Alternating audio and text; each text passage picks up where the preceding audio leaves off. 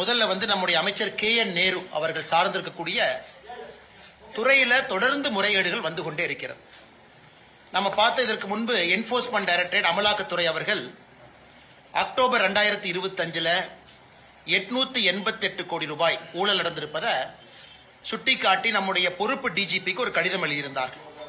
அமலாக்கத்துறையை பொறுத்தவரை அந்த கடிதத்தில் குறிப்பிட்ட 150 நபர்கள் பின் பாயிண்ட் பண்ணி கொடுத்திருந்தாங்க. வாட்ஸ்அப் சாட்டு, எப்படி பணம் மாறி இருக்கு, குறிப்பா நேரு அவர்களுடைய அமைச்சர் இருக்கக்கூடிய துறையில இன்ஜினியர் அபிஷியல்ஸ் அவர்களுக்கு அந்த பரீட்சைக்கு 25 லட்சத்திலிருந்து 35 லட்சம் ரூபாய் வாங்கியது ஏற்கனவே பத்திரிகையாளர் சந்திப்புல பேசியிருக்கோம். நான் டீட்டெயிலா போக விரும்பலீங்கன்னா அது உங்களுக்கு தெரியும்.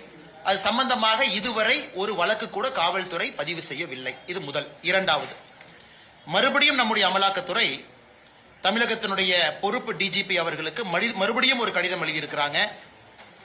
டிசம்பர் 3 கடிதம் எழுதியிருக்கிறாங்க. அதுல 258 பக்கம் அந்த கடிதம். இரண்டாவது முறை. இது திரு நேரு அவர்கள் சம்பந்தப்பட்ட முனிசிபல் அட்மினிஸ்ட்ரேஷன், வாட்டர் சப்ளை, நகராட்சி நிர்வாகத்துறையில குடிநீர் வழங்கல், அந்த துறையில 1020 கோடி ரூபாய் ஊழல் நடந்திருப்பதற்கான ப்ரூஃப் அட்டாச் பண்ணியிருக்கிறாங்க. இது குறிப்பாக நகராட்சி நிர்வாகம் மற்றும் குடிநீர் வழங்கல் துறையில அங்கே பொறுப்பேற்கக்கூடிய கான்ட்ராக்டர்ஸ், அரசனுடைய கான்ட்ராக்ட் கிடைக்கக்கூடிய கான்ட்ராக்டர்ஸ் எப்படி பிரைப், லஞ்ச பணமாக 7.5% 10% கான்ட்ராக்ட் வேல்யூவை நேரு அவர்களுக்கும் குடும்பத்தை சார்ந்தவர்களுக்கும் கொடுக்க வேண்டும் என்பதை ஒரு டோசியரா நம்முடைய பொறுப்பு டிஜிபி கொடுத்திருக்கிறாங்க. இதில் நீங்க நல்லா இந்த டோசியரை பாத்தீங்கன்னா, இது தமிழ்நாட்டில் மத்திய அரசு பணத்தில் கட்டப்படக்கூடிய பப்ளிக் டாய்லெட், சானிடேஷன் சர்வீஸ், சுகாதாரத்துறை சம்பந்தப்பட்டது, நபார்டு வங்கியினுடைய பணத்தை வாங்கி நடக்கக்கூடிய ப்ராஜெக்ட், வாட்டர் ரெனோவேஷன் ஒர்க், அதாவது ஆறு ஏரி சம்பந்தப்பட்ட வேலைகள், சிவிக் கன்ஸ்ட்ரக்ஷன் ப்ராஜெக்ட். இதுல மத்திய அரசினுடைய பணமும் கூட மாநில அரசுக்கு அது நேரு அவர்களுடைய துறையின் மூலமாக இம்ப்ளிமெண்ட் ஆகக்கூடிய முனிசிபல் அட்மினிஸ்ட்ரேஷன், வாட்டர் சப்ளை, இதுல 1020 கோடி ரூபாய் ஊழலை கண்டுபிடித்து 258 பக்கம் டோசியராக பொறுப்பு டிஜிபி கொடுத்திருக்கிறாங்க. கொடுத்து கிட்டத்தட்ட இன்னைக்கு டிசம்பர் 3 உங்களுக்கு கிட்டத்தட்ட 12 நாள் ஆகுது. அதுல குறிப்பாக இடி அவர்கள் மறுபடியும் வாட்ஸ்அப் சாட் எப்படி பணத்தை வாங்கியிருக்கிறாங்க, ஹவாலா டிரான்சாக்சன், துபாய்க்கு ஹவாலா மூலமாக ஓவர்சீஸுக்கு அனுப்பி இருக்கக்கூடிய ப்ரூஃப், அது எல்லாம் கூட கொடுத்திருக்கிறாங்க. இதுல ரொம்ப அதிர்ச்சிகரமான விஷயம் என்னன்னா, இது அதிர்ச்சி தான், ஆனா ஆச்சரியம் இல்ல, நிறைய வாட்ஸ்அப் சாட்ல பார்ட்டி ஃபண்ட் மென்ஷன் பண்ணிருக்காங்க. பார்ட்டி ஃபண்ட் டிஎம்கேன்னு இருக்கு. அதையும் கூட அமலாக்கத்துறை அந்த 258 பேஜ் டோசியர்ல அதையும் கூட ஹைலைட் பண்ணிருக்காங்க. பார்ட்டி ஃபண்ட் அப்படின்னு அவங்க பண்ணி பிரைவை கலெக்ட் பண்ணிருக்காங்க. 7.5% 10% கான்ட்ராக்டர்ஸ். இது நேரு அவர்கள் சாதாரணமா பத்திரிகை நண்பர்கள் கேட்கும் பொழுது சாதாரணமா கடந்து போயிட்டாங்க. அதாவது இதுல ஒன்னும் உண்மை இல்ல, இது அரசியல் பழிவாங்கும் நடவடிக்கை, நான் இதன் மீது கோர்ட்ல பாத்துக்கிறேன், அங்க பாத்துக்கிறேன். அதனால் மறுபடியும் பத்திரிகையாளர் சந்திப்பில் நாங்க என்ன சொல்ல விரும்புறோம் அப்படின்னா, 888 கோடி ரூபாய் முதல் ஊழல் இன்ஜினியர் ரெக்ரூட்மெண்ட், ஒரு இன்ஜினியருக்கு 25 லட்சத்திலிருந்து 35 லட்சம் ரூபாய் லஞ்சம். இரண்டாவது, நேரு அவர்கள் துறையில கான்ட்ராக்ட் பெறக்கூடிய ஒப்பந்தக்காரர்கள் 7.5% 10% லஞ்ச பணம், அந்த பணம் துபாய்க்கு போகுது ஹவாலால, அதை அமலாக்கத்துறை மென்ஷன் பண்ணியிருக்கிறாங்க. பார்ட்டி ஃபண்ட்னு மென்ஷன் பண்ணியிருக்கிறாங்க. அப்படி இருந்தும் கூட அடிப்படை எஃப்ஐஆர் இதுல இல்ல. ஏன்னா எஃப்ஐஆர் ஃபைல் பண்ணாதான் அமலாக்கத்துறையை பொறுத்தவரை அவர்கள் அடுத்த கட்ட நடவடிக்கை, மணி லாண்டரிங் எல்லாம் அவங்க ஆக்ஷன் எடுக்க முடியும். இதையும் கூட உங்க கவனத்துக்கு கொண்டு வரும். மூன்றாவது, இன்று நேரு அவர்களுடைய அமைச்சரவையில் நடந்திருக்கக்கூடிய குளறுபடி. இன்னைக்கு பாத்தீங்கன்னா Tamil Nadu government of Tamil Nadu rural development and Panchayat Raj department, ஊரக வளர்ச்சி ஊராட்சி துறை, அதுல ஊராட்சி செயலாளர், பஞ்சாயத்து செக்ரட்டரி, ஊராட்சி செயலாளருக்கான ரெக்ரூட்மெண்ட் போயிட்டு இருக்கு. இந்த ஊராட்சி செயலாளர் ரெக்ரூட்மெண்ட் பாத்தீங்கன்னா ரிட்டன் எக்ஸாம், இன்டர்வியூ ரெண்டு சேர்த்தி தான். நான் எப்படி பார்த்தா இன்டர்வியூ இன்னைக்கு நாளைக்கெல்லாம் நடந்திருக்கணும். ஆனா நேத்து சாயங்காலம் டிசம்பர் 11 சாயங்காலம் ஒரு மெசேஜ் எல்லாத்துக்குமே குறுஞ்செய்தி வருது, இந்த மாதிரி இன்டர்வியூ கேன்சல் ஆயிருச்சு அப்படின்னு. இன்னைக்கு 12 இன்னைக்கு யாரெல்லாம் அந்த வெப்சைட் ஓபன் பண்ணி பாக்குறாங்களோ, ஊரக வளர்ச்சி மற்றும் ஊராட்சி துறை வெப்சைட் ஓபன் பண்ணி பாக்குறாங்களோ, எல்லாத்துக்கும் ஒரு பெரிய ஷாக் என்னன்னா, யாரெல்லாம் இன்டர்வியூக்கு குவாலிஃபைடு ஒரு புது லிஸ்ட போட்டிருக்கிறாங்க. அந்த லிஸ்ட் எவ்வளவு குளறுபடியா இருக்குன்னு ஒரு 3 உதாரணத்தை உங்களுக்கு நான் சுட்டி காட்டுறேன். உதாரணத்துக்கு கோயம்புத்தூர். இன்னைக்கு கோயம்புத்தூர் என்னோட செல்போன்ல கோயம்புத்தூர் இருக்கு. அதுல நீங்க யாரெல்லாம் செலக்ட் ஆயிருக்கிறாங்க, பிசி உமன், பிசி மேல், உதாரணத்துக்கு அதை எடுத்துக்கிட்டோம் அப்படின்னா, ஒரு பிசி உமன் வந்து 500 மார்க்குக்கு 494 வாங்கி செலக்ட் ஆயிருக்கிறாங்க, 493 வாங்கி செலக்ட் ஆயிருக்காங்க. அதே பிசி உமன் ரிஜெக்ஷன் பாத்தீங்கன்னா 500க்கு 496 வாங்கி ரிஜெக்ட் ஆயிருக்காங்க. சோ என்ன பேசிஸ்ல அவங்க லிஸ்ட் போட்டாங்கன்னு யாருக்குமே தெரியல. அதாவது இதுல வந்து இன்டர்னல் கோட்டா இருக்கு, அவங்க தமிழ் மீடியமா, அவங்க வந்து விட்டோவா, அவங்க வந்து மாற்றுத்திறனாளியா, இல்ல அவங்க வந்து இதற்கு முன்பே படை வீரரா இருந்திருக்கிறாங்களா அப்படிங்கிற வெயிட்டேஜ் வச்சு பார்த்தாலும் கூட இன்னைக்கு அவங்க வெளியிட்டிருக்கக்கூடிய ஊரக வளர்ச்சி மற்றும் ஊராட்சி துறை, அதுல ஊராட்சி செயலாளர் அதனுடைய லிஸ்ட நீங்க பாத்தீங்கன்னா சம்பந்தமே இல்லாத லோவர் மார்க் வாங்கினவங்க இன்டர்வியூ குவாலிஃபை இருக்கிறாங்க. சேம் பேராமீட்டர் மீட் பண்ணிருக்கக்கூடிய அதை விட அதிகமா மார்க் வாங்கி இருக்கிறவங்க குவாலிஃபை ஆகாம இருக்கிறாங்க. கோயம்புத்தூர், கரூர், மதுரை இந்த 3 மாவட்டத்தினுடைய லிஸ்ட நாங்க அனலைஸ் பண்ணதை பத்திரிகை நண்பர்களுக்கு இந்த பத்திரிகையாளர் சந்திப்பு முடிச்ச உடனே வாட்ஸ்அப்ல ஷேர் பண்றோம். அதாவது செலக்ட் ஆனவங்க கிரைட்டீரியா என்ன, நாட் செலக்டட் கிரைட்டீரியா என்ன, செலக்ட் ஆனவங்க கிரைட்டீரியாவோட நாட் செலக்டட் பெட்டரா இருந்தும் செலக்ட் ஆகல. சோ இவ்வளவு குளறுபடிகளை இன்னைக்கு வெளியிட்டிருக்கக்கூடிய லிஸ்ட், இதிலும் கூட லஞ்சம் கைமாறி இருப்பதாக பெரிய அளவில் குற்றச்சாட்டுகள் வந்து கொண்டிருக்கிறது என்று காலையிலிருந்து. ஆனால் தொடர்ச்சியாக ஒரு மூத்த அமைச்சரனுடைய துறை ஒரு மாதத்தில் அமலாக்கத்துறையை பொறுத்தவரை 888 கோடி, அதன் பிறகு 1020 கோடி ரூபாய் இன்னொரு ஊழல், மூன்றாவது முறையாக இன்னைக்கு அவங்க வெளியிட்டிருக்கக்கூடிய இன்டர்வியூ பட்டியல், இதிலும் கூட பெரிய அளவில் குழப்பம் இருக்கு. ஆனா முதலமைச்சர் எதையும் கண்டுகொண்டதாக தெரியவில்லை, நேரு அவர்களும் எதையும் கண்டுகொண்டதாக தெரியவில்லை. இன்னைக்கு பொறுப்பு டிஜிபிக்கு பொறுப்பு டிஜிபி போட்டிருக்கிறாங்க. அதனால் யாருமே எஃப்ஐஆர் பதிவு செய்வதற்கு தயாராக இல்லை. இந்தியால எங்கேயும் நடக்காத அநியாயம் இங்க நடக்குது. அதனால இவ்வளவு ஊழல் குற்றச்சாட்டு மட்டுமில்ல, டோசியர் கொடுத்து ப்ரூஃப் கொடுத்தும் கூட நான் எஃப்ஐஆர் போட மாட்டேன் என்று ஒற்றை கருத்துல எங்க தமிழகத்தினுடைய காவல்துறையினுடைய உயரதிகாரிகள் இருக்கிறாங்க. இதை வந்து நம்முடைய பத்திரிகை நண்பர்களுக்கு நாங்கள் உங்க கவனத்துக்கு கொண்டு வர்றோம். அடுத்து இரண்டாவதுங்கன்னா எஸ்ஐஆரை பொறுத்தவரை ஃபேஸ் 1 தமிழகத்துல இன்னும் 3 நாட்கள் டிசம்பர் 14ஆம் தேதி வரை எக்ஸ்டெண்ட் பண்ணியிருக்கிறாங்க. அது வரைக்கும் நம்முடைய எனுமரேஷன் ஃபார்ம் கொடுக்கலாம். ஏற்கனவே பாரதிய ஜனதா கட்சி நாங்க சொன்னதுதான், 80 லட்சத்திற்கு மேல தமிழகத்தினுடைய வாக்காளர் பட்டியலில் குறைந்தபட்சம் நீக்கப்பட வேண்டும் என்று சொல்லியிருந்தோம். இன்னைக்கு தேர்தல் கமிஷன் கொடுத்திருக்கிற டாக்குமெண்ட் படி 77 லட்சம் நீக்கி இருக்கிறாங்க. அதாவது இன்னைக்கு இந்த டிராப்ட் லிஸ்டுக்கு முன்னாடி டெய்லி கொடுக்கிற பிரஸ் நோட் அப்டேட் அடிப்படையில் 77 லட்சம் வாக்காளர்கள், 6 கோடியே 41 லட்சம் வாக்காளர்கள் எஸ்ஐஆருக்கு முன்னாடி இன்னைக்கு வரைக்கும் 77 லட்சம் வாக்காளர்கள் death, shifted, absent, not found, இறந்து போயிட்டாங்க, மாறிட்டாங்க, பெர்மனன்ட்லி ஷிஃப்டட் மாறிட்டாங்க, காணாம போயிட்டாங்க, கண்டுபிடிக்க முடியல, இதர காரணங்கள். 77 லட்சம். அப்ப நீங்க பாத்தீங்கன்னா தமிழகத்தில் கிட்டத்தட்ட 12%. ஒரு வாக்காளர் பட்டியல்ல 12% வாக்காளர்கள் இன்னைக்கு வந்து வரைவு வாக்காளர் பட்டியலில் இல்லை என்பது ஒரு விதத்துல பெரிய ஒரு ஆச்சரியம் மட்டுமல்ல, அதிர்ச்சியும் கூட. அப்படின்னா இந்த பட்டியலை வச்சுதான் நம்ம லோக்சபா தேர்தலையே சந்திச்சிருக்கிறோம். 2024 லோக்சபா தேர்தலில் இந்த பட்டியலை வச்சுதான் நம்ம சந்திச்சிருக்கிறோம். 12% வாக்காளர்கள் இல்லை. இன்னைக்கு அடுத்த இந்த 14 டிசம்பர் இந்த ஃபேஸ் முடிஞ்சதுக்கு அப்புறம் டிசம்பர் 19ஆம் தேதி வரைவு வாக்காளர் பட்டியல் வெளியிட இருக்கிறாங்க. அதை வந்து கண்ணும் கருத்துமா நம்ம பார்க்கணும். கிட்டத்தட்ட 80 லட்சத்திற்கு மேல நீக்கப்பட்டாங்கன்னா தமிழ்நாட்டினுடைய வாக்காளர்கள் 5.5 கோடிக்கு வந்துருவாங்க. 5 கோடியே 60 லட்சம், 5 கோடியே 62 லட்சத்துக்கு வந்துருவாங்க. இதுவும் கூட தமிழக மக்களுடைய கவனத்துக்கு நாங்கள் ஒரு அரசியல் கட்சியாக கொண்டு வருகின்றோம். எந்த அளவுக்கு வாக்காளர் பட்டியல் 2024 சரி பார்த்தாங்க, 2023 சரி பார்த்தாங்க, 2022 சரி பார்த்தாங்க, எல்லா வருஷமும் சரி பார்த்துக்கிட்டே இருக்கிறாங்க. அப்படி இருந்த இந்த எஸ்ஐஆர் இன்டென்சிவா பண்றதுனால 77 லட்சம் பேர் நீக்கப்பட்டிருக்கிறாங்க. இதை முதலமைச்சர் இதை புரிந்து கொள்ள வேண்டும். எஸ்ஐஆரை எதிர்க்கிறேன் முதலமைச்சர் சொல்லிக் கொண்டிருக்கின்றார்கள்.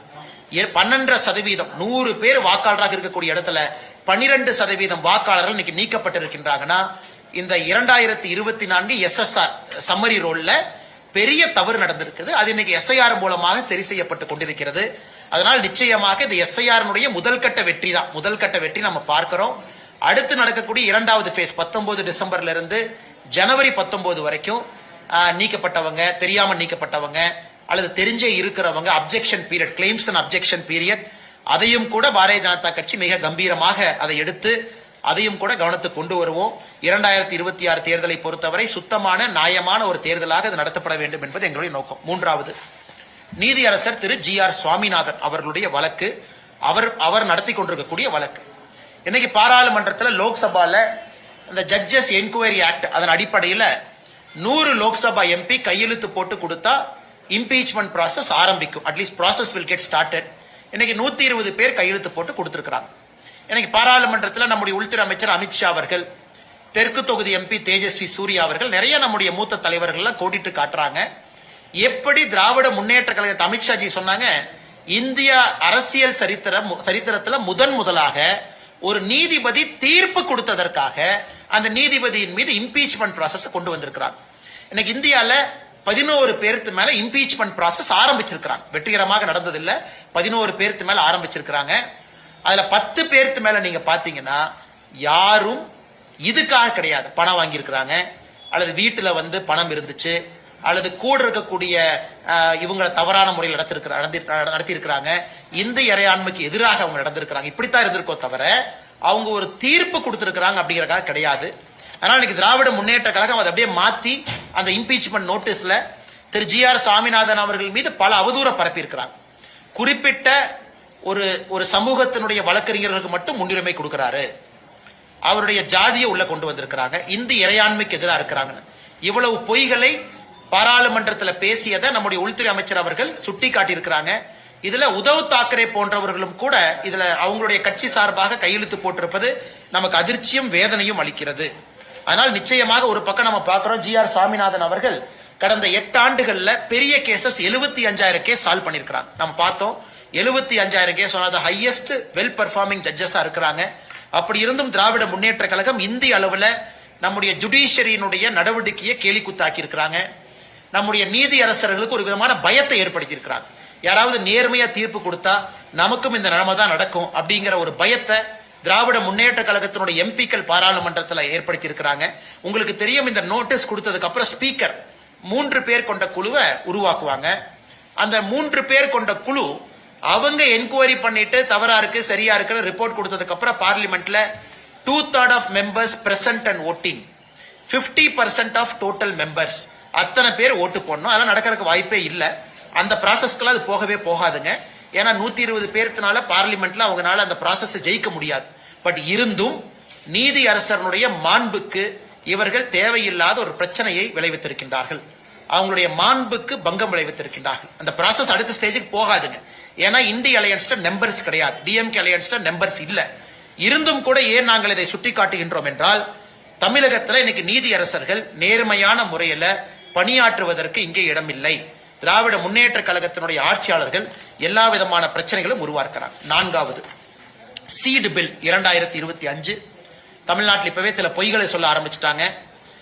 நவம்பர் 12ஆம் தேதி இன்னைக்கு நம்ம மினிஸ்ட்ரி ஆஃப் அக்ரிகல்ச்சர் ஒரு வரைவு பில், டிராஃப்ட் பில்ல ரிலீஸ் பண்ணாங்க. டிசம்பர் 11 வரைக்கும், அதாவது நேத்து வரைக்கும் டைம் கொடுத்திருந்தாங்க. சீடு பில் 2025க்கு உங்களுடைய இன்புட்டை கொடுங்க, நவம்பர் 12 இருந்து டிசம்பர் 11 வரை. இன்னைக்கு தமிழகத்தில் சில விவசாய சங்கங்கள் நம் மீது அவதூறு பரப்புறாங்க. மோடி அரசு ஜெனட்டிக்கலி இன்ஜினியர்டு, ஜெனட்டிக்கலி மாடிஃபைடு விதைகளை இந்தியாவுக்குள்ள கொண்டு வருவதற்கு இந்த சீடு பில் 2025 பயன்படுத்துறாங்க அப்படிங்கிற அவதூறை இன்னைக்கே பரப்ப ஆரம்பிச்சிட்டாங்க. அதையும் நம்முடைய பத்திரிகை நண்பர்களுக்கு நாங்க தெளிவுபடுத்த விரும்புகின்றோம். இந்தியாவை பொறுத்தவரை ஜெனட்டிக்கலி மாடிஃபைடு அப்படிங்கிறது என்னங்க? ஒன்று காட்டன். 2002 காங்கிரஸ் ஆட்சியில ஜெனட்டிக்கலி மாடிஃபைடு காட்டன் உள்ள கொண்டு வரலாம். BT காட்டன் இந்தியாவுக்குள்ள 2002 இருந்து இருக்கு. நம்முடைய அரசு 2022 அதுக்கு நம்ம UPA அரசாங்கத்திலேயே அவங்க ஒரு கமிட்டி ஒன்னு உருவாக்கி இருந்தாங்க, ஜெனட்டிக் இன்ஜினியரிங் அப்ரைசல் கமிட்டி அப்படின்னு ஒன்று உருவாக்கி இருந்தாங்க. அதெல்லாம் நம்ம பார்த்திருக்கிறோம். நம்முடைய அரசு வந்த பிறகு மஸ்டர்ட் கடுகு மட்டும் ஜெனட்டிக்கலி மாடிஃபைட், அது இன்னைக்கு உச்சநீதிமன்றத்தால் அது இன்னைக்கு அப்பீல்ல அது விசாரிச்சுக்கிட்டு இருக்கிறாங்க. அதை தவிர இந்தியாவில் ஜெனட்டிக்கலி மாடிஃபைடு எதுவுமே கிடையாது. ஒரு பக்கம் காட்டன் 23 வெரைட்டி ஆஃப் காட்டன், வேறு இடத்துல 21 வெரைட்டி ஆஃப் காட்டன் இருக்கு. அதன் பிறகு ஃபீல்டு டைலுக்கு நிறைய வந்திருக்கு, எதுவுமே இல்லை. நான் சொல்றது மார்க்கெட்ல இருக்கிறதுங்க. இன்னைக்கு மஸ்டர்ட், அது உச்சநீதிமன்றத்தால அந்த வழக்கு விசாரணை நடந்து கொண்டிருக்கிறது. சீடு பில்லுக்கும் அதுக்கும் சம்பந்தம் இல்லை. ஜெனட்டிக்கலி மாடிஃபைடு கிராப் ஒன்று வரணும் அப்படின்னா அதற்கு genetically genetic engineering appraisal committee அப்படின்னு ஒரு ஜிஇஎஸ்சி கமிட்டி இருக்கு, அதன் மூலமா வரணும். இந்த சீடு பில் என்ன சொல்லுதுங்க? அதாவது இந்தியாவுக்குள்ள ஒரு விதையை ஒருத்தவங்க விற்கிறாங்க, விவசாயி கிடையாது, டிஸ்ட்ரிபியூட்டர், ஹோல்சேலர், ரீட்டைலர், அவங்க 3 பேர் விற்கிறாங்கன்னா அவர்களுக்கான வரைமுறை இந்த சீடு பில் 2025 கொண்டு வந்திருக்கிறாங்க. ஒரு டிஸ்ட்ரிபியூட்டர் யாரு வேணுமானாலும் இன்னைக்கு பாத்தீங்கன்னா அன்ஆர்கனைஸ்டா லூசா ஒரு பிராண்டடா விற்கிறாங்க. ஒரு பிராண்டட் சீட, பிராண்டட் விதையை விற்கிறாங்கன்னா அவர்கள் அதை எப்படி விற்க வேண்டும், அதற்கு ரெகுலேஷன் என்ன, சீட் அனாலிசிஸ் என்ன பண்ணணும், சீடு டெஸ்டிங் என்ன பண்ணணும், import regulation of seed, genetic seed கிடையாது, நார்மலான ஒரு சீடு, இம்போர்ட் ரெகுலேஷன் என்ன இருக்கு, இதற்காக மட்டும்தான் சீடு பில் 2025 பப்ளிக் இதுல இருக்கு. விவசாயி இந்த பில்லுல உள்ள வரமாட்டாங்க. எந்த விவசாயியும் கூட சீடு பில் 2025 வரமாட்டாங்க. விவசாயிகள் அவங்க எந்த சீடை வேணாலும் வாங்கலாம், எந்த சீடை வேணாலும் அவங்க ஸ்டோர் பண்ணலாம், எந்த சீடை வேண்டுமானாலும் இன்னொரு விவசாயி கொடுக்கலாம். ஆனா அது பிராண்டடா ஒரு டிஸ்ட்ரிபியூட்டரோ ஒரு டீலரோ செய்யும் பொழுது அவர்களுக்கு சீடு பில் 2025 பொருந்தும். அதனால் சில விவசாய சங்க நண்பர்களுக்கு தேவையில்லாத புரளிய மக்கள் மன்றத்தில் கிளப்பாதீங்க என்பதையும் கூட இந்த பத்திரிகையாளர் சந்திப்பு மூலமாக அன்போடு நாங்கள் வலியுறுத்துகின்றோம். அதை தாண்டி கேள்விகள் இருக்கும், கேளுங்க, நான் பதில் சொல்றேன். தேசிய ஜனநாயக கூட்டணியில் டிடிவி தினகரன் மற்றும் ஓபிஎஸ் அவர்கள் இடம் பெறுவார்களா? ஏன்னா நீங்களும் போய் ஓபிஎஸ் தினகரன் சந்திச்சுட்டு அமித்ஷா சந்திச்சிருக்கீங்க. அதே போல குழுக்கள் முடிஞ்சு நயனா நாகேந்திரனும் எடப்பாடி சந்திச்சுட்டு அமித்ஷா சந்திச்சிருக்காங்க. அவங்களுக்கு தேசிய ஜனநாயக கூட்டணி இடம் பெறவே இல்லையா? அண்ணன் மதிப்பு மிகுந்த அண்ணன் ஓபிஎஸ் அவர்கள் முன்னாள் முதலமைச்சர் ஐயா அவர்களை இங்க கோயம்புத்தூர்ல ஒரு திருமண விழாவில் நாம் போகும்போது ஐயா இருந்தாங்க, 2 பேரும் சந்திச்சுக்கிட்டோம். அண்ணன் டிடிவி தினகரன் அவர்கள் அவங்களுடைய கட்சி நிகழ்ச்சிக்காக கோயம்புத்தூர் வந்திருந்தாங்க, தொலைபேசியில் என்கிட்ட பேசினாங்க. நான் அன்போடு நம்முடைய இல்லத்திற்கு உணவுக்கு வர வேண்டும் என்று சொல்லியிருந்தேன், அவர்களும் அதை ஏற்றுக்கொண்டு உணவருந்த வந்திருந்தார்கள். இதுதாங்க நான். மற்றபடி தேசிய ஜனநாயக கூட்டணியில் யார் இணையணும் யார் இணையக்கூடாது என்பதற்கு அகில இந்திய அளவில் தலைவர்கள் இருக்கிறாங்க. தமிழகத்தில் என்டிஏ கூட்டணியினுடைய தலைவராக எடப்பாடி பழனிசாமி அவர்கள் இருக்கிறாங்க. பாரதிய ஜனதா கட்சியினுடைய தலைவர் அண்ணன் நயினார் நாகேந்திரன் அவர்கள் இருக்கிறாங்க. அதனால சரியான நேரத்தில் இவர்கள் முடிவெடுத்து சொல்லுவார்கள், இவங்க பேசுவாங்க யாரு வரணும் யாரு வரக்கூடாதுன்னு. எங்களை பொறுத்தவரை வலிமையான என்டிஏ இந்த தேர்தலில் இருக்கும் பொழுது நம்முடைய வெற்றி வாய்ப்பை இன்னும் பிரகாசமாக இன்னும் சிறப்பாக 3/2 பங்கு ஜெயிப்பதற்கு நமக்கு ஒரு வலிமையான என்டிஏ வேணும். அந்த வலிமையான என்டிஏல யார் இருக்கணும்? இன்னும் நிறைய பேர் என்ன கூட்டணிக்கு வராம இருக்கிறாங்க. உதாரணத்துக்கு தேமுதிக, உதாரணத்துக்கு பாட்டாளி மக்கள் கட்சி, அவங்க எல்லாம் வரும்பொழுது இந்த தேசிய ஜனநாயக கூட்டணி இன்னும் வலிமையாக இருக்கும். அதனால் சம்பந்தப்பட்ட தலைவர்கள் தகுந்த நேரத்தில் உங்களுக்கு பதில் சொல்லுவாங்கன்னா, நான் ஒரு பதில் சொன்னா தவறா போயிருக்கேன். முழு உரிமையும் முழு அதிகாரமும் எடப்பாடி பழனிசாமியிடம் மட்டுமே இருக்கு அப்படின்னு சொல்லியிருந்தீங்க. நாளை இப்போ நயினார் கிட்ட மற்றவர்களும் இதுல பங்கெடுப்பாங்க, யாரு சேரணும் அப்படிங்கறத பத்தி சொல்றீங்க. அவங்களோட தீர்மானத்துக்கு இதுக்கு முரணாச்சு. ஆனா முரணெல்லாம் ஒண்ணு இல்லைங்க. நான் ஏற்கனவே சொன்ன என்டிஏ அலையன்ஸுடைய லீடர் யாரு தமிழகத்தில் டிக்ளேர்டு எடப்பாடி பழனிசாமி அவர்கள் டிக்ளேர்டு. அந்த அலையன்ஸுடைய தலைவர், அவருடைய கருத்து மிக மிக முக்கியமானது. அகில இந்திய அளவில் என்டிஏ யார் உருவாக்குனாங்கன்னு உங்களுக்கு தெரியும், அது பாரதிய ஜனதா கட்சி. பாரதிய ஜனதா கட்சியினுடைய தலைவர்கள் இன்னைக்கு என்டிஏனுடைய அகில இந்திய தலைவராக்குறாங்க. முரண்ல ஒண்ணு கிடையாதுங்கன்னா, இதுல நான் சொல்வது இன்னும் நிறைய வலிமையான கட்சிகள் வெளியே இருக்கிறாங்க, அவர்களும் வரணும். அப்பதான் தேர்தல் நம்ம வலிமையா சந்திக்க முடியும். அதனால் சரியான நேரத்தில் அத்தரைஸ்டு பீப்புள், நம்முடைய அமித்ஷா அவர்கள், நம்முடைய ஜேபி நட்டா அவர்கள், நம்முடைய அண்ணன் நயினார் நாகேந்திரன் அவர்கள், அண்ணன் எடப்பாடி பழனிசாமி அவர்கள் சரியான நேரத்தில் உங்கள்கிட்ட பேசுவாங்க. இல்ல குழப்பறக்கோ இல்ல குழம்பறக்கோ இல்ல எதுவுமே இல்லைங்கன்னா, எல்லோருக்கும் தேவை ஒரு வலிமையான என்டிஏ. அந்த என்டிஏ எப்படி இருக்கணும் அப்படிங்கறத தலைவர்கள் சொல்லுவாங்க.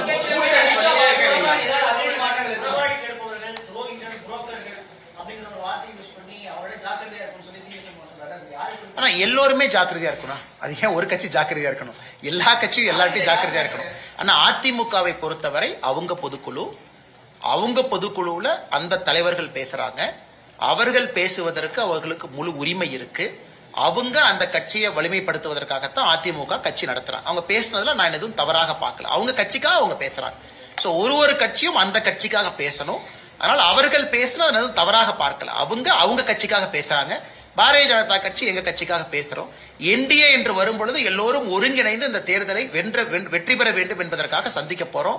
அதனால இப்படி பேசினாங்க அப்படி பேசினாங்க, ஒருவேளை உங்களை பத்தி பேசியிருப்பாங்களோ ஒருவேளை அவங்கள பத்தி பேசியிருப்பாங்களோ, அதெல்லாம் எனக்கு முக்கியம் கிடையாதுங்கன்னா, அவங்க பொதுக்குழுவுல அவங்க பேசக்கூடிய கருத்துக்கு நான் எப்படி பொறுப்பேற்க முடியுங்கன்னா, கிளாரிபிகேஷன் வேணும்னா பேசின சம்பந்தப்பட்ட தலைவர்கள்ட்ட நீங்க தான் கேட்கணும். என்னை பொறுத்தவரை அந்த கட்சி தலைவர்கள் அவங்க பொதுக்குழுல பேசுறதுக்கு அவங்களுக்கு உரிமை இருப்பதாகத்தான் நான் பார்க்கின்றேன். அண்ணா அதான் நான் சொல்றேங்கண்ணா, அது அவங்ககிட்ட தான் கேட்கணும். என்னை பொறுத்தவரை அவங்க மாற்று கட்சியை குறிப்பிடல, என்னை பொறுத்தவரை அவங்க தவறா பேசல, என்னை பொறுத்தவரை அவங்க பொதுக்குழுவில் அவங்க பேசியிருக்கிறாங்க. அதே போல பாரதிய ஜனதா கட்சியினுடைய பொதுக்குழுவுல யாரோ பேசுறாங்கன்னா நான் பொறுப்பேற்று பதில் சொல்ல முடியுங்கன்னா, எனக்கு அதிமுக பொதுக்குழுவுல பேசின தலைவர்கள்ட்ட தான் நீங்க கிளாரிபிகேஷன் கேட்கணும்.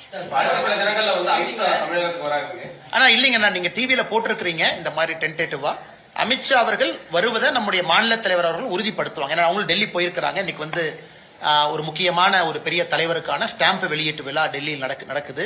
நம்முடைய பாரதிய ஜனதா கட்சியினுடைய தலைவர்கள் எல்லோரும் பங்கேற்கிறாங்க. அதனால் நம்முடைய மாநில தலைவர் அவர்கள் இதை உங்களுக்கு அறிவிப்பாங்க. ஆனா நிறைய இடத்துல நீங்க போட்டிருக்கிறீங்க டென்டேட்டிவ் வருவாங்க அப்படின்னு. அமித்ஷாஜி அவர்கள் விரைவில் வருவாங்க. எப்ப வருவாங்க என்பதை மாநில தலைவர் அவர்கள் அறிவிப்பாங்க.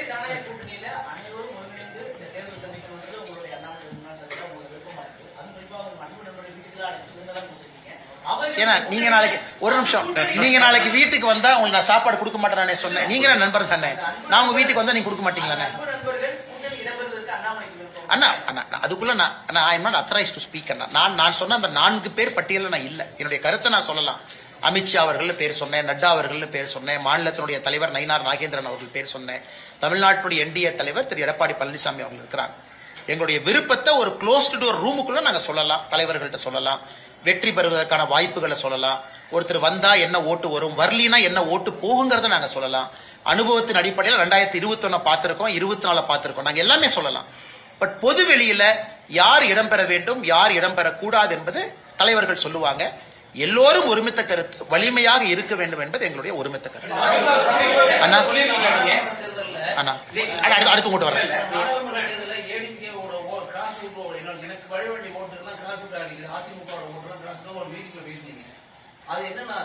அண்ணே நான் ஒரு மீட்டிங்ல ஆங்கிலத்துல பேசினதை அது தேவையில்லாம உள்ள போய் நுழைஞ்சுங்கன்னா நம்ம தேவையில்லாம அதை தமிழ் டிரான்ஸ்லேஷன் பண்ண வேண்டாங்கன்னா, நான் சொல்வது தமிழகத்தில் இன்னைக்கு 3வது ஒரு அணி வெல்ல வேண்டும் என்றால் அந்த அணி நிறைய இன்னைக்கு வேலை செய்யணுங்கண்ணா. ஏன்னா மக்களை பொறுத்தவரை ஒரு தேர்டா ஒரு பார்ட்டி ஜெயிக்கணும் அப்படின்னா அது அவ்வளவு ஈஸி கிடையாதுங்கண்ணா. தமிழ்நாட்டில் அவ்வளவு ஈஸி கிடையாது. கேரளாவும் அதே தான். அப்ப நிறைய கிராஸ் ஓட்டிங் நடக்கும். ஏன்னா அந்தந்த கட்சிகள் அவங்கள ப்ரொடெக்ட் பண்ண பார்ப்பாங்க, அவங்க இடத்த விட்டு கொடுக்க வேண்டாம்னு நினைப்பாங்க. நம்பர் 2 இருந்தாலும் பரவாயில்ல, அந்த இடத்துக்கு இன்னொருத்தர் வரக்கூடாதுன்னு நினைப்பாங்க. அதெல்லாம் ஜனநாயகத்தில் சகஜம் தான். இதுல நம்ம சீன்றக்கோ பொய் சொல்றக்கோ ஒண்ணு இல்லைங்கண்ணா. அந்த நம்பர் 3 to நம்பர் 2 ஷிஃப்ட் ரொம்ப கஷ்டமான ஒரு வேலைங்கண்ணா. கேரளாவில் நாம் பார்த்து கொண்டிருக்கின்றோம். எத்தனை இடத்துல கிராஸ் ஓட் நடக்குது, பாரதிய ஜனதா கட்சி ஜெயிக்க கூடாதுன்னு. அதனால் இதையும் தாண்டித்தான் பாரதிய ஜனதா கட்சி ஜெயிக்க வேண்டும் என்கின்ற அர்த்தத்துல சொன்னேன். இது ஒரு பொலிட்டிக்கல் அப்சர்வேஷனுங்கண்ணா. அந்த 2வதா இருக்கிறவங்க செய்யணும், செஞ்சாதான் அவங்க 2வதா இருக்க முடியும். 1வதா இருக்கிறவங்க செஞ்சாதான் 1வதா இருக்க முடியும். மற்றவங்க நினைக்கிற மாதிரி நேரா 3ல இருந்து 2, 1 அப்படிலாம் தமிழ்நாட்டில் நடக்காதுங்கன்னா நிறைய போராட்டங்களை சந்தித்து தான் பாரதிய ஜனதா கட்சி இங்கே வளர முடியும் என்பதை நான் 2024 தேர்தல் களத்தை மையமா வச்சு அந்த தனியார் டிவி நெட்வொர்க்கில் நான் குறிப்பிட்டேன். எப்படி கேரளாலே அதே தான் பிஜேபிக்கு நடக்குதுன்னு. ஆனா 2வது இருக்கக்கூடிய கட்சி எல்லாம் செய்வாங்க, அவங்க 3வது போகக்கூடாது. அது அந்த கட்சி செய்ய வேண்டிய வேலை, அவங்களுடைய கடமை, அவங்களுடைய கர்மா அவங்க பண்ணிட்டுங்கன்னா. எங்களுடைய கர்மா நேரா ஜெயிக்கணும்னா இன்னும் பல வித்தைகளை, பல வேலைகளை, பல சண்டைகளை தாண்டித்தான் மேல வரணுங்க. அதுதான் என்னுடைய கருத்தை தவிர இதை குற்றம் சாட்டுவதற்கான கருத்து இல்லை. ஆனா நீங்க திரும்ப திரும்ப திரும்ப திரும்ப என்ன சொன்னாலுங்கன்னா பதில் சொல்றேன். அமித்ஷாஜி அவர்கள் நட்டாஜி அவர்களோடு ஒரு க்ளோஸ்டு டோர் மீட்டிங்ல ஒப்பீனியன் சொல்றதுக்கு எல்லோருக்குமே உரிமை இருக்கு. அது closed door meeting. Closed door மீட்டிங்ல நாங்க என்ன பேசணும் அப்படிங்கறத வெளியிடத்தில் நான் சொல்றேன் அப்படின்னா என்னுடைய பொறுப்பு அது அழகில்லை. ஒரு தொண்டனாக என் பணியை நான் சரியாக செய்யவில்லை என்கின்ற அர்த்தம். ஒரு பூட்டி அறைக்குள்ள எங்களுடைய தலைவர்கள்ட்ட எல்லா விஷயத்தையும் பேசுவதற்கு எங்களுக்கு உரிமை இருக்கு. ஆனா வெளியே நாங்கள் ஒரு கருத்தாக அதை முன்வைக்கும் பொழுது சம்பந்தப்பட்ட தலைவர்கள் வெளியே வைப்பாங்க. அதுக்கு தான் உங்களுக்கு தலைவர் என்கின்ற பொறுப்பும் பதவியும் இருக்கு. அதனால் எங்களை பொறுத்தவரை க்ளோஸ்டு டோருக்குள் நாங்க என்ன பேசுறோம் அப்படிங்கறத வெளியே நான் சொன்னா தவறா போயிருக்குன்னு நான் சொல்ல விரும்பல. ஆனா நீங்க ஒரு கேள்வி கேட்டீங்க. மாநில தலைவரை டெபாசிட் இழக்க செய்வோம் தமிழக வெற்றி கழகத்தின் செங்கோட்டையன் அவர்கள் அந்த அளவுக்கு வளர்ந்து விட்டார்களா? அவங்களோட ஓட்டு பாஜக மாநில தலைவரை வீழ்ச்சி உலகிற்கு அவர்கள் வளர்ந்து விட்டார்கள். ஆனா இது நான் தனிப்பட்ட முறையில என்னுடைய அன்பான வேண்டுகோளுங்கன்னா, தனிப்பட்ட முறையில் இது செங்கோட்டையன் அவர்களை பொறுத்தவரை ஒரு மூத்த அரசியல்வாதி, இந்த பகுதியை சார்ந்தவர், ரொம்ப மென்மையானவர் தான், தன்மையானவர். நான் எப்பவுமே எங்கிட்ட கேட்டீங்க ஒரு டிவிக்கே போனதை பத்தி உங்க கருத்து என்னன்னு. அண்ணன் முடிவு பண்ணியிருக்காரு, போயிருக்கிறாரு, வாழ்த்துக்கள் அப்படின்னு தான். ஆனா அவர்களுக்கும் எங்களுடைய மாநில தலைவர் அவர்களுக்கும் ஒரு கருத்து போர், அந்த போரினுடைய வெளிப்பாடு தான் இது. அதனால இதை அங்கேயே விட்டுறலாங்க. நான் திரும்ப நாம இதை மறுபடியும் குறைஞ்சு உள்ள போய் இதை ஆராய வேண்டாம். ஒரு வார்த்தை போர், இவங்க ஒரு கருத்து சொல்லியிருக்காங்க, அவங்க ஒரு கருத்து சொல்லியிருக்காங்க. அதனால இந்த கருத்து அங்கேயே விட்டுறலாம். சோ மாநில தலைவர் திரு நயினார் நாகேந்திரன் அவர்கள் உங்களுக்கு தெரியும் அனைத்து இந்திய அண்ணா திராவிட முன்னேற்ற கழகத்தில் இருக்கும் பொழுதும் வெற்றி பெற்றவர். அதே தொகுதியில் பாரதிய ஜனதா கட்சியில இணைந்து பாரதிய ஜனதா கட்சியிலும் வெற்றி பெற்றிருக்கிறார். அப்படின்னா என்ன, அவருக்கு ஒரு பெரிய மக்கள் செல்வாக்கு அந்த தொகுதியில் இருக்கு.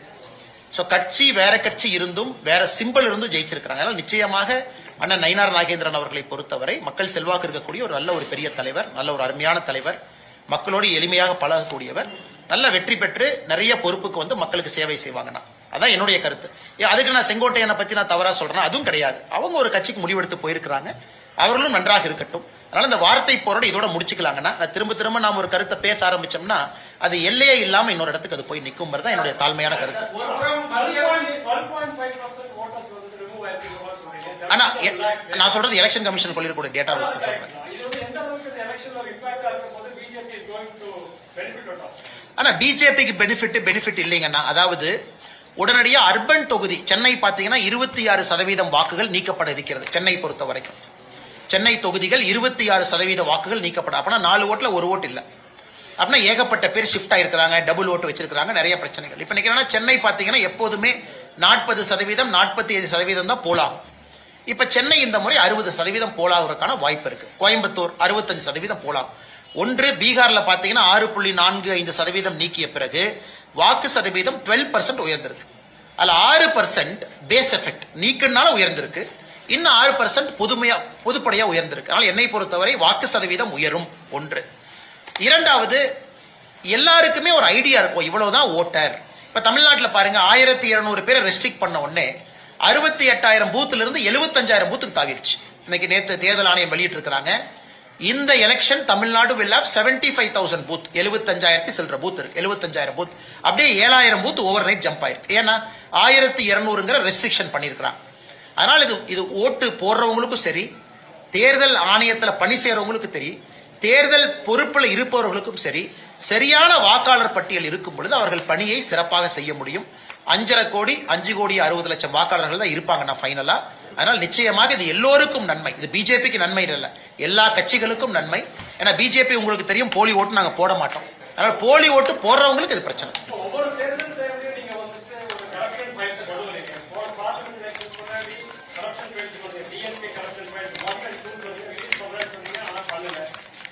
ஆனா 2 ரிலீஸ் பண்ணேன், டிஎம்கே 1 2 பண்ணேன். உங்களுக்கு என்ன அண்ணா 2 பண்ணேன் இப்படி சொல்லாதீங்க, 2 ஆனா டிஎம்கே 1 பண்ணோம், டிஎம்கே 2 பண்ணோம், 2 பண்ணோம். டிஎம்கே 2 உங்களுக்கு தெரியும் கவர்னர்ட்ட போய் நம்ம கொடுத்துருக்கிறோம். குறிப்பா ஒரு பெரிய லிஸ்ட்டை போய் கவர்னர் ஆபீஸ்ல கொடுத்து நம்ம பிரஸ் நோட்டா ரிலீஸ் பண்ணிருக்கோம், 2 பண்ணிருக்கோம். ஆனா இன்னைக்கு நாம் பேசுவது தொடர்ந்து இன்னைக்கு நான் ஒரே கேள்வி தான் அண்ணன் கிட்ட கேட்கிறேன். KN நேரு அவர்களை பற்றி 3 கேள்விகள். இதை நாங்க ரிலீஸ் பண்ணலன்னா இடி சொன்னதை நான் சொல்றேன். ஒரு அடிப்படை FIR கூட போட முடியாத ஒரு சமுதாயமாக மாறி இருக்கும். FIR போட்டுட்டு KN நேரு இன்னசென்ட்னு சொல்லிட்டது வேறங்கன்னா, KN நேரு அவர்கள் FIR போட்டாங்க பாருங்க நான் இன்னசென்ட், நான் கோர்ட்ல போய் ப்ரூவ் பண்றேன், அந்த கருத்தை நான் ஏற்கிறேன், கோர்ட்ல பாத்துக்கலாம், இன்வெஸ்டிகேஷன்ல பாத்துக்கலாம். ஆனா தமிழகத்தினுடைய முதலமைச்சர் அவர்கள் காவல்துறைக்கு ஒரு FIR பதிவு செய்வதற்கே நான் அனுமதி கொடுக்க மாட்டேன் என்று சொன்னால், உண்மையாலுமே இங்க இறையாண்மை இருக்கா? உண்மையாலுமே மக்களாட்சி நடக்குதா? உண்மையாலுமே அரசியலமைப்பு சட்டத்தின்படி தான் இந்த ஆட்சி நடக்குதாங்கிற கேள்வி எல்லோரும் வைக்கிறாங்க. இன்னைக்கு 3ஆவதா இன்னைக்கு அவங்க வெளியிட்டிருக்கக்கூடிய ஊராட்சி செயலாளர், பஞ்சாயத்து செக்ரட்டரி, அந்த லிஸ்ட்ல இருக்கக்கூடிய குழப்பத்தை அவங்களுக்கு அனுப்புறேன். நான் முடிச்சோன்னே நீங்க பாருங்க, உங்களுக்கே ஆச்சரியமா இருக்கும். எப்படி இப்படி உங்களால லிஸ்ட்டை தயார் பண்ண முடியும்? எல்லாத்திலையும் வெளிப்படையா ஊழல், பார்த்தாலே ஊழல்னு தெரியுது. அதை நீங்க தைரியமா வேற பண்றீங்களா? யாரும் கேட்க மாட்டாங்கன்னா என்ன அர்த்தங்கிறத என்னுடைய கேள்விங்க.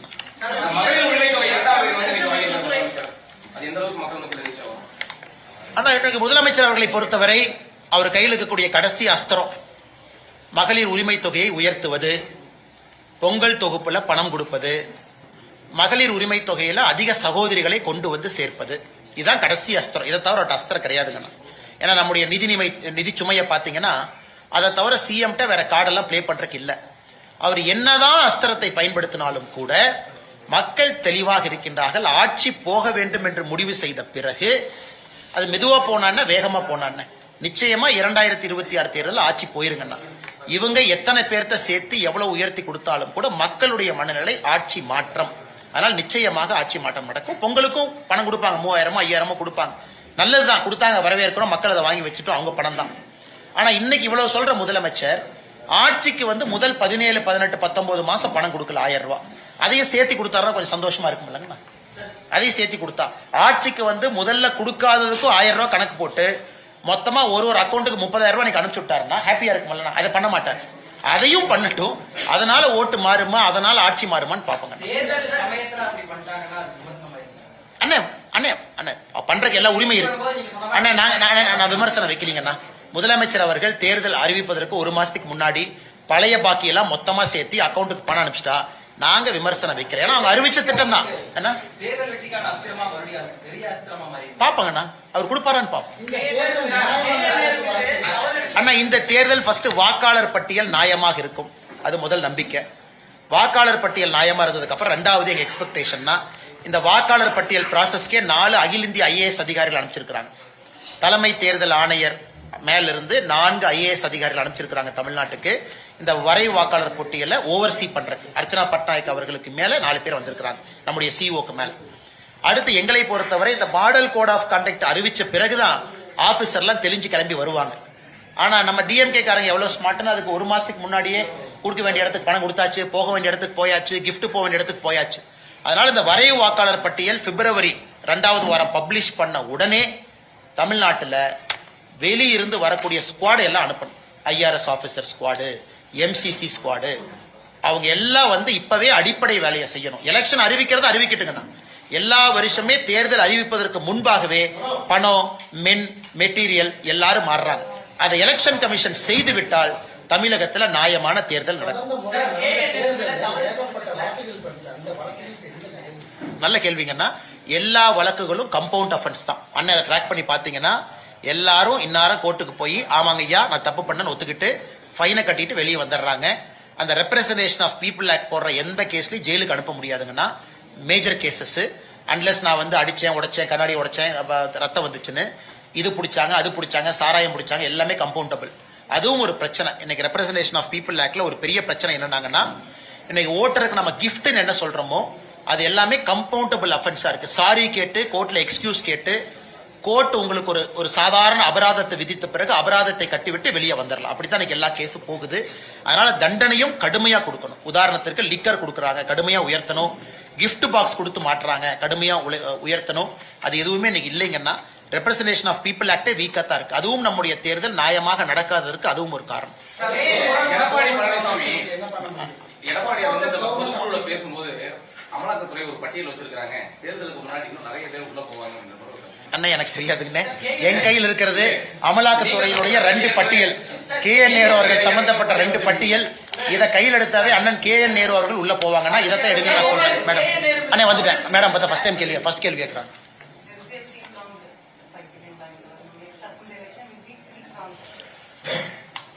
அடுத்த தேர்தலை பொறுத்தவரை அது 3 முனை தேர்தலா அப்படின்னு கேட்டீங்கன்னா இப்போதைக்கு 4 முனை தேர்தல். ஏன்னா அண்ணன் சீமான் அவர்கள் இருக்கிறாங்க, திரு விஜய் அவர்கள் இருக்கிறாங்க, NDA இருக்கு, இந்திய அலையன்ஸ் இருக்கு. அதனால் 4 முனை தேர்தல் இருக்கு. இந்தியாவில் நாம 4 முனை தேர்தலை ரொம்ப குறைவாகத்தான் பார்த்திருக்கின்றோம். சரியான 3 முனை தேர்தலே குறைவாகத்தான் பார்த்திருக்கிறோம். இந்திய அளவில் நம்ம பார்த்தது கிடையாதுங்க. அதனால் நிச்சயமாக NDA திரு எடப்பாடி பழனிசாமி அவர்கள் ஒரு நம்பர் கொடுத்திருக்கிறாங்க, 210 அப்படின்னு சொல்லியிருக்கிறாங்க. பொதுக்குழுவில் 234க்கு 210 அப்படின்னு ஒரு நம்பர் கொடுத்திருக்கிறாங்க. அது வந்து ஒரு வரலாற்று சிறப்புமிக்க ஒரு நம்பர். நிச்சயமாக அது வருவதற்கும் வாய்ப்பு இருக்கு. NDA அது வருவதற்கு வாய்ப்பு இருக்கு. காரணம் திமுகவின் மீது கோபம். வலிமையான NDA வரும் பொழுது அந்த நம்பர் நிச்சயமா தமிழ்நாட்டில் வரும். இன்னும் காலம் இருக்கு, பொறுத்திருந்து பார்ப்போம். நிச்சயமா ஆனால் அப்புறம் பேசுவோம், டைம் இருக்குல்ல.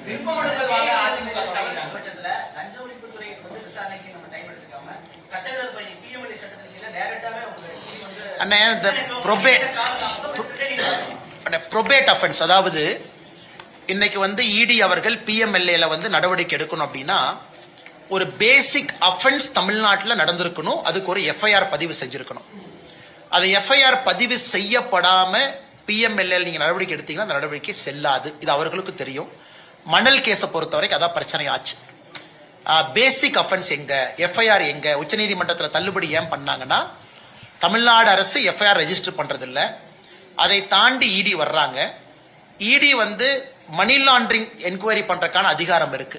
அதனாலதான் இடி திரும்ப திரும்ப கேட்கறாங்க, நீங்க எஃப்ஐஆர் பதிவு செய்ய வேண்டும்னு திரும்ப திரும்ப கேட்கறாங்க. இன்னைக்கு ரெண்டாவது கேள்வி, ஒருவேளை இவங்க எஃப்ஐஆர் பதிவு செய்யல, யாராவது பொதுநல வழக்கு போட்டு உயர்நீதிமன்றத்தில் ஆர்டர் வாங்கி எஃப்ஐஆர் பதிவு செய்ய முடியுமான்னு கேட்டா முடியும். இந்த பத்திரிகையாளர் சந்திப்பே ஒரு விதத்தில் அதுக்கு தான் நடத்திக்கிட்டு இருக்கோம்.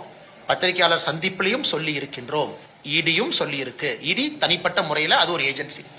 நாங்க பொதுநல வழக்குல யாராச்சும் பிஜேபியில இருந்து போறாங்க அப்படின்னா கூட முறைப்படி பத்திரிகையாளர் சந்திப்புலையும் நாங்க சொல்லி இருக்கிறோம். அத பத்திரிகை நண்பர்கள் பேப்பர்ல பிரசுரம் பண்ணிருக்கீங்க. அப்படி இருந்தும் எந்த நடவடிக்கை இல்லை அப்படின்னா பொதுநல வழக்குக்கு வாய்ப்பு இருக்கு. அதனால இதனுடைய next natural course of action பொதுநல வழக்கு. மத்திய அரசு மீதும் மத்திய அமைச்சர்கள் மீதும் தொடர்ந்து குற்றம் சாட்டு ஒருபுறம் வச்சிட்டு இருக்கிறது. மறுபுறம் மறுபடியும் மத்திய அமைச்சர்களை நேரில் போய் சந்திக்கிறது பிரதமர் உள்ளிட்ட. சமீபத்தில் நேரு அவருடைய மகன் கூட நிதியமைச்சர் மேடத்தை சந்திச்சு பேசினாங்க. அவங்க இங்க வரும்போது அவங்க சந்திக்கல. கேட்டா தமிழ்நாடு மக்களின் கோரிக்கைகளுக்காக நான் போய் சந்திச்சேன். அவங்க இங்க வரும்போது சந்திச்சு கொடுத்துருக்கலாம். அது பத்தி உங்களுடைய கருத்து? நியாயமான ஒரு கருத்து தான். நிதியமைச்சர் அவர்கள் நிறைய முறை தமிழகத்துக்கு வர்றாங்க, பிரதமர் அவங்க வர்றாங்க. தமிழகத்திற்குள்ள அவங்க பார்டரை தாண்டிட்டாங்கன்னாவே எதிரி மாதிரி தான் பாக்குறாங்க. அவர்கள் ஏதோ வேற ஏதோ ஒரு பாகிஸ்தான்ல இருந்து வந்த மாதிரி தான் நடவடிக்கை இருக்கு திமுக. ஆனா இதே திமுக நானும் பாக்குறேன், நீங்க டெல்லியில எந்த அமைச்சர் ஆபீஸ்க்கு போனாலும் அங்க வெளியே ஒரு டிஎம்கே எம்பி வெளியே உட்காந்துருப்பாங்க. நல்லா இருக்கீங்களான்னு கேட்பாங்க. நல்லா இருக்குங்கண்ணா அப்படின்னு நாங்களும் சொல்லுவோம், நல்லா இருக்குங்கன்னு சொல்லுவோம். அதனால டெல்லியில இன்னைக்கு அதிகமா நம்முடைய மத்திய அமைச்சரவை அலுவலகத்தை பயன்படுத்தக்கூடியது யார் என்று பார்த்தால் உண்மையாலுமே திராவிட முன்னேற்ற கழகத்தினுடைய எம்பிக்கள் எல்லா இடத்துலயும் சுத்திக்கிட்டு இருக்காங்க. எல்லா இடத்துக்கிட்டையும் நல்லா பேசுறாங்க. ஏன் இவ்வளவு தூரம்? ஏன் அன்னைக்கு நவீன் ஜிண்டல் அவருடைய பொண்ணு கல்யாணத்துல டெல்லியில யாரெல்லாம் டான்ஸ் ஆடுறாங்க? மகுமோத்ரா டான்ஸ் ஆடுறாங்க. அப்புறம் இந்த பக்கம் பாத்தீங்கன்னா சுப்ரியா சூலே அம்மா அவங்க டான்ஸ் ஆடுறாங்க. எல்லாம் வெளியே தான் எதிரி. ஆனா ஒரு பார்ட்டிக்கு போறாங்க அப்படின்னா 10 நாள் பிராக்டிஸ் வேற பண்ணாங்களாமா. அதனால டெல்லி அரசியல் வேறு, தமிழ்நாடு அரசியல் வேறு மாதிரி தான் அது மோசமா இருக்கு. இதை மக்களும் பார்க்கணும், கேள்வி கேட்கணும். திராவிட முன்னேற்ற நீங்க டெல்லியிலையும் பாருங்க, தமிழ்நாட்டிலையும் பாருங்க. அதான் எங்க நோக்கம். நீங்க ஒரு பெரம்பலூருடைய எம்பியா நிதியமைச்சரை பார்ப்பதற்கு முழு அதிகாரம் இருக்கு, போய் பாருங்க. நாங்க பாராட்டுறோம், தயவு செஞ்சு போய் பாருங்க. ஆனா அதை பொலிட்டிக்கலா பேசும் பொழுது எதிரி மாதிரி நீங்க பேசுறீங்க இல்லீங்களா, அதைத்தான் நாங்க குற்றம் சாத்துறோம். தமிழ்நாட்டுக்கு எதுவுமே செய்யல, தமிழ்நாட்டை வஞ்சிக்கிறாங்கன்னு சொல்றீங்க. ஆனா அதே நிதியமைச்சரை, அதே எங்களுடைய பிரதமரை நீங்க போய் அடிக்கடி சந்திச்சு வேலையை வாங்கிட்டு வர்றீங்க. நிதியமைச்சரும் உங்களை எம்பிங்கிற முறையில சந்திக்கிறாங்க. இந்த போக்கு மாற வேண்டும் என்பதுதான் எங்களுடைய நிலைப்பாடு. சென்னையில தூய்மை பணியாளர்கள் கைது செய்யப்பட்டிருக்காங்க. கோரிக்கை போராட்டம் ஆமாங்கண்ணா. ஆனா இன்னைக்கு இது முதல் கிடையாது, முடிவு கிடையாது. இது நடந்துகிட்டே தான் இருக்கு. காரணம், இன்னைக்கு திராவிட முன்னேற்ற கழகத்தை பொறுத்தவரை சென்னை, தமிழ்நாடு முழுவதுமே தூய்மை பணியாளர்கள் இந்த ப்ராசஸே ஒரு மோசமான ப்ராசஸா மாத்தி வச்சிருக்காங்க. நீங்க ஸ்டடி பண்ணீங்கன்னா அது ஃபுல்லா இன்னைக்கு அவங்களால ஹேண்டில் பண்ண முடியலங்கன்னா, குப்பை என்பதை ஹேண்டில் பண்ண முடியல. எல்லாம் பிரைவேட் கான்ட்ராக்ட் கொடுத்துட்டாங்க. பிரைவேட் கான்ட்ராக்ட்ல அவங்களுக்கு ஒரு சம்பளத்தை பிக்ஸ் பண்ணிருக்காங்க. அந்த சம்பளத்துல ஒரு பகுதியை கொடுக்கறாங்க, ஒரு பகுதியை கொடுக்கல. தேர்தல் வாக்குறுதியில பெர்மனன்ட் பண்றோம்னு சொல்லிட்டாங்க. எந்த நகராட்சி, கார்பரேஷன், பேரூராட்சி யாருகிட்டையும் நிதி கிடையாது, பணம் கிடையாது. இன்னைக்கு நீங்க நாளை காலையில தூய்மை பணியாளரை பெர்மனன்ட் பண்ணீங்கன்னா சம்பளம் கொடுப்பதற்கு அரசு கிட்ட பணம் இல்லை. ஆனா தேர்தல் வாக்குறுதி பண்ணிட்டாங்க. இந்த மெஸ்ஸ திராவிட முன்னேற்ற கழகம் தான் உருவாக்கினாங்க. அவங்க தான் உருவாக்கி இருக்கிறாங்க. இன்னைக்கு உதாரணத்துக்கு திருப்பூர் இந்த பக்கம் பாத்தீங்கன்னா, நம்ம இந்த பகுதியில போராட்டம் நடந்து கொண்டிருக்கிறார்கள் பல்லடத்துக்குள்ள இடுவாய் பகுதியில. ஏன்னா திருப்பூருடைய குப்பையை கொண்டு வந்து இங்க கொட்டுறாங்க, இவங்க பிரச்சனை பண்றாங்க. திருப்பூருக்குள்ள இருக்கக்கூடிய அந்த எம்சிசி மிஷன்ஸ் 13 மிஷன் வேலை செய்யல. இன்னைக்கு தமிழ்நாடு முழுவதுமே குப்பை காடுகளாக மாறி இருப்பது திராவிட முன்னேற்ற கழகத்தினுடைய சாதனை. குறிப்பாக தூய்மை நகரத்துல ஒரு நகரும் இந்தியாவில் கடைசி இடத்துக்கு போட்டி போட்டுக் கொண்டிருக்கின்றோம். சென்னை ஆரம்பித்து, மதுரை ஆரம்பித்து, திருச்சி ஆரம்பித்து. ஏன்னா இந்த ப்ராசஸே தவறு. அதனால அடுத்து வரக்கூடிய ஆட்சி இதை எல்லாம் சரி பண்ணி முதல்ல இருந்து சிஸ்டத்தை திரும்ப கொண்டு வந்து கான்ட்ராக்டர்ஸ் எல்லாத்தையும் திரும்ப வெளியே போக வச்சு மறுபடியும் முதல்ல இருந்து ஆரம்பிச்சா மட்டும்தான் அதுக்கு சொல்யூஷனை தவறுங்கன்னா இதுக்கு சொல்யூஷன் கிடையாது. இது என்ன பண்றாங்க? போராடினா கைது, மண்டபத்தில் வச்சுக்கிறாங்க, நைட்டு 10 மணிக்கு ரிலீஸ் பண்றாங்க. காலையில போய் கான்ட்ராக்டர் நெகோசியேஷன். அடுத்து நான் போய் நாங்க தூய்மை பணியாளர் காலை உணவு கொடுப்போம். உடனே இவர் வர்றாரு, நம்ம சேகர் பாபு அமைச்சர். அவங்களுடைய இதை கோவத்தை குறைக்கிறதுக்கு காலை உணவு கொடுப்போம், இட்லி கொடுப்போம் சொல்லி அப்புறம் ஒரு 10 வாரம் சமாதானப்படுத்துவாங்க. மறுபடியும் போராட்டம். இதுக்கு முடிவே கிடையாது. நாங்கள் தூய்மை பணியாளர்களோடு இருக்கின்றோம். தூய்மை பணியாளர்களுக்கு நேர்மையான ஒரு முடிவு கொடுக்க வேண்டும் என்றால் இன்னைக்கு திராவிட முன்னேற்ற கழகம் உருவாக்கி இருக்கக்கூடிய இந்த மெஸ்ஸ அதை ஃபுல்லா கிளியர் பண்ணிட்டு ஆரம்பத்திலிருந்து ஆரம்பித்து தான் அதை சால்வ் பண்ணுங்கண்ணா. அமைச்சர் மனோகர் ராஜ் திருப்பத்தூர் கார்த்திகை தீபத்தை தமிழக அரசு கடமைகளை நெரிக்கணும் அப்படின்ற மாதிரி சொல்லியிருக்காரு. ஆனா மனோ தங்கராஜ் அவர்கள் அவங்க ஊரு கிள்ளியூர்ல நேத்து நம்முடைய GR சுவாமிநாதன் அவர்கள் குறிப்பிட்டு காட்டியிருக்காங்க. கிள்ளியூர்ல மயிலாடும் பாறை ஒரு பாறை இருக்குங்கண்ணா கிள்ளியூர்ல. அங்க வந்து வில்சன் ஒருத்தர் மதுரை பெஞ்ச் மெட்ராஸ் ஹைகோர்ட்ல கேஸ் போடுறாரு. ஜட்ஜ் ஆர்டர் போறாரு, சுவாமிநாதன் அவர்கள் இல்ல மயிலாடும் பாறைக்கு மேல எடுத்த முருகரை கொண்டே மறுபடியும் வைங்க. டைரக்ஷன் கொடுக்கிறாரு, முருகரை கொண்டே மயிலாடும் பாறையில கிள்ளியூர்ல வைங்க. இதுவரை அந்த டைரக்ஷனை ஃபாலோ பண்ணல, முருகரை கொண்டு போய் பாறை மேல வைக்கல. இதே GR சுவாமிநாதன் அவர்கள் திருப்பரங்குன்றத்துல தீபத்தூண்ல தீபம் ஏத்தணும், அதையும் ஃபாலோ பண்ணல. இதே GR சுவாமிநாதன் அவர்கள் திண்டுக்கல்ல இன்னொரு பகுதியில் கிறிஸ்தவர்கள் இந்துக்கள் ஃபைட் பண்றாங்க, அங்க கார்த்திகை தீபம் ஏத்தணும், அதையும் ஃபாலோ பண்ணல. அதனால இன்னைக்கு இந்த அரசு நியாயப்படி இது 356 பயன்படுத்த வேண்டிய அரசு. ஒரு கோர்ட் கொடுக்கக்கூடிய டைரக்ஷனே ஃபாலோ பண்ணலனா அந்த அரசுக்கு என்னென்ன வேலை? ஆனா மோடி அவர்களோ மத்திய அரசோ வேற யாருமோ இன்னைக்கு 356 பயன்படுத்துறதே கிடையாது. காரணம் எல்லாமே நியாயமா நடக்கணும், நேர்மையா நடக்கணும், எல்லாமே இறைமாட்சியின்படி நடக்கணுங்கிற ஒரே காரணத்துல மோடி அவர்கள் எங்கேயுமே 356 பயன்படுத்தியதில்லை, பயன்படுத்த போறது கிடையாது. அதனால இவங்க இவ்வளவு தவறுகளை செய்து கொண்டே இருக்கின்றார்கள் ஆட்சியாளர்கள். இதை நாங்க மக்கள் மன்றத்தில் வைக்கிறோம். 2026 இதற்கான பதில் வரும் என்று நினைக்கின்றோம். அதனால மனோ தங்கராஜ் அவங்க திருப்பரங்குன்றத்தை பார்க்கறத பக்கத்துல கிள்ளியூர் இருக்கு, மயிலாடும் பாறை பக்கத்துல இருக்கு, அதை பார்த்து விட்டு மதுரை உயர்நீதிமன்றம் கொடுத்திருக்கக்கூடிய தீர்ப்பை கிள்ளியூர் மயிலாடும் பாறையில இம்ப்ளிமெண்ட் பண்ண சொன்னா நாங்க சந்தோஷமா இருக்கும். திருப்பரங்குன்றத்தில் இருக்கக்கூடிய அந்த கல் வந்து தேசிய அளவில் திருப்பரங்குன்றம் சம்பந்தமா போராட்டம் சம்பந்தமா RSS சின்ன மீட்டிங் போட்டிருக்காங்க. ஆனா எனக்கு தெரியாதுங்கன்னா, RSS தலைவர் திரு மோகன் பகவத் ஐயா அவர்கள் தமிழ்நாட்டில் 3 நாள் சுற்றுப்பயணம் முடிச்சுட்டு இப்பதான் போயிருக்கிறாங்க. எங்களுடைய RSS மூத்த தலைவர்கள் அவங்க எல்லாம் முடிவெடுப்பாங்க. பாரதிய ஜனதா கட்சியை பொறுத்தவரை சகோதரர் சூர்யா அவங்க கைது செய்யப்பட்டாங்க, காவல்துறை தாக்குனாங்க, அந்த காட்சியெல்லாம் நம்ம பார்த்தோம். நயினார் நாகேந்திரன் அவர்கள் மாநில தலைவரை கைது பண்ணாங்க, சம்பந்தமே இல்லாம அதெல்லாம் பார்த்தோம். பாரதிய ஜனதா கட்சி போராடி கொண்டிருக்கிறது, தொடர்ந்து போராடும். இந்த கல் வந்து சர்வே கல் தான் சொல்லி இன்னைக்கு நீதிமன்றத்தில் தமிழக அரசு உறுதி கூட